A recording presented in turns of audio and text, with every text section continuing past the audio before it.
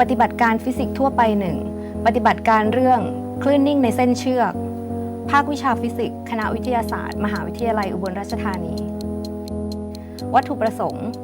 1. เพื่อศึกษาผลของความตึงและความยาวเชือกต่อการเกิดคลื่นนิ่งในเส้นเชือก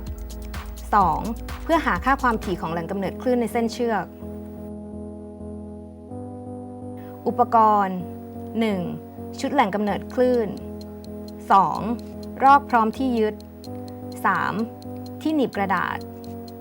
4. ไม้เมตร 5. ตาชั่งดิจิทัล 6. ถ้วยใส่มวล ทฤษฎีคลื่นนิ่งเกิดจากคลื่น2ขบวนที่มีความยาวคลื่น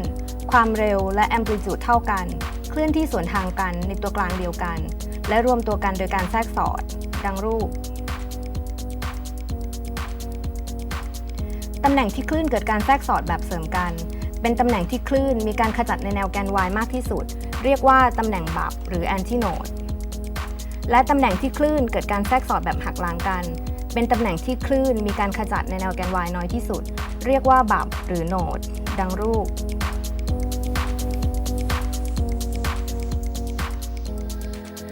คลื่นนิ่งบนเส้นเชือกที่ปลายทั้งสองข้างถูกตรึงเอาไว้จะมีความสัมพันธ์ระหว่างความยาวคลื่นจำนวนลูปและความยาวเชือกดังรูประยะห่างระหว่างบับหรือปฏิบัติที่อยู่ติดกันจะมีค่าเท่ากับครึ่งหนึ่งของความยาวคลื่นรูปซ้ายเกิดคลื่นนิ่งบนเส้นเชือก1ลูปและมีตำแหน่งบับที่อยู่ถัดกัน2ตำแหน่งดังนั้นความยาวเชือก L มีค่าเท่ากับครึ่งหนึ่งของความยาวคลื่นรูปกลางเกิดคลื่นนิ่ง2ลูประยะห่างระหว่างตำแหน่งบับของแต่ละลูปมีขนาดเท่ากับครึ่งหนึ่งของความยาวคลื่นดังนั้นความยาวเชือก L จะมีค่าเท่ากับ2เท่าของครึ่งหนึ่งของความยาวคลื่น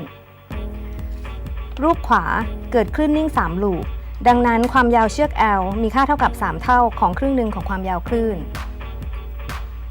จากรูปนี้ทำให้ได้ความสัมพันธ์ดังสมการที่1 lambda เท่ากับ 2L ส่วน n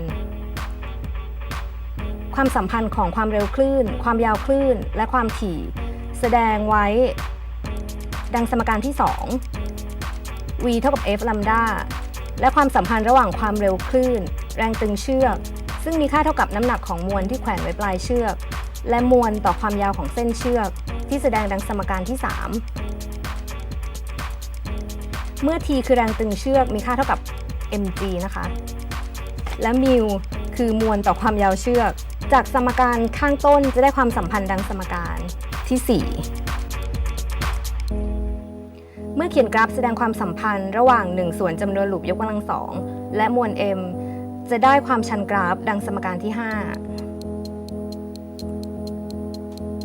จากสมการที่5ทำให้หาความถี่ของแหล่งกำเนิดคลื่นนิ่งได้ดังสมการที่6วิธีการทดลอง 1. จัดชุดทดลองให้เชือกพาดอยู่บนลูกรอก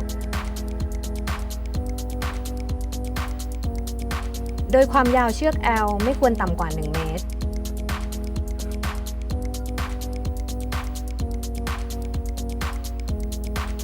เสียบปลั๊กชุดแหล่งกำเนิดคลื่นเพื่อให้เกิดคลื่นนิ่ง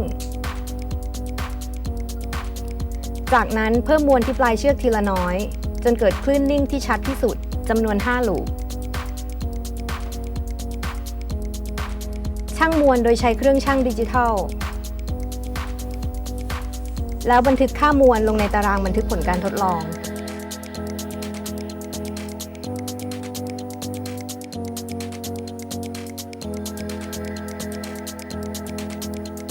ผู้ทดลองจะต้องบันทึกค่าความยาวเชือก L ในหน่วยเมตรค่ามวลต่อความยาวเชือกมิลในหน่วยกิโลกรัมต่อเมตรจากตารางที่1เมื่อจำนวนลูปมี5ลูปบันทึกมวลที่ชั่งได้ครั้งที่1เพิ่มมวลทีละน้อยเพื่อลดจำนวนลูปบนเส้นเชือกลงทีละลูป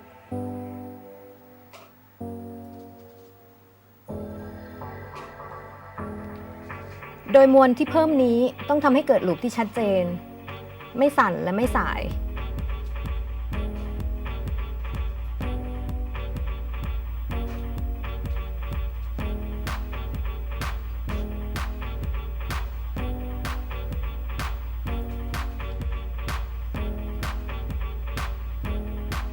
จากนั้นชั่งมวลโดยใช้เครื่องชั่งดิจิทัล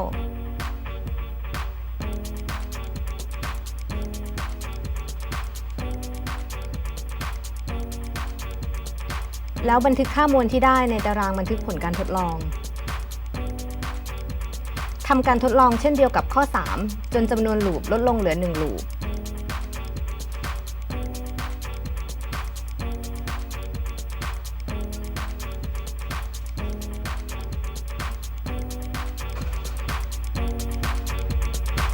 ทำการทดลองข้อ 2 ถึง 3 ซ้ำอีก 2 ครั้ง แล้วหาค่ามวลเฉลี่ย บันทึกค่ามวลเฉลี่ยลงในตารางบันทึกผลการทดลอง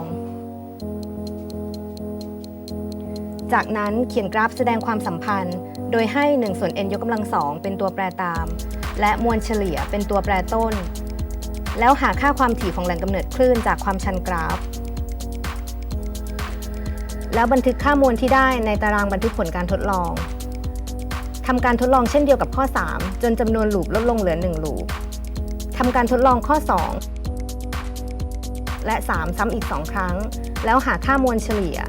บันทึกค่ามวลเฉลี่ยลงในตารางบันทึกผลการทดลอง จากนั้นเขียนกราฟแสดงความสัมพันธ์ โดยให้1ส่วน n ยกกำลัง2เป็นตัวแปรตาม และมวลเฉลี่ยเป็นตัวแปรต้น แล้วหาค่าความถี่ของแหล่งกำเนิดคลื่นจากความชันกราฟ จากนั้นคำนวณหาค่าความถี่ของแหล่งกำเนิดคลื่น วิเคราะห์ผลการทดลองและสรุปผลการทดลอง